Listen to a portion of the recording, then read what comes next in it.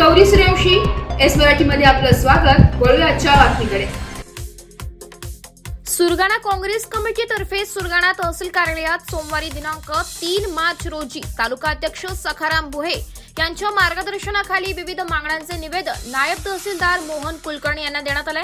निवेदनातील प्रमुख मागण्या: शेतकऱ्यांना संपूर्ण कर्जमाफी मिळावी, शेतीसाठी 24 तास वीज उपलब्ध व्हावी, शेतकऱ्यांच्या शेतमालाला हमीभाव मिळावा, केंद्र सरकारने कांद्यावरील 20% शुल्क तात्काळ शून्य करावे, महागाई कमी करावी, युवकांना रोजगार मिळावा, पेट्रोल डिझेलची दरवाढ कमी करावी, घरगुती गॅसची किंमती कमी कराव्यात या प्रमुख मागण्यांसाठी निवेदन देण्यात आले.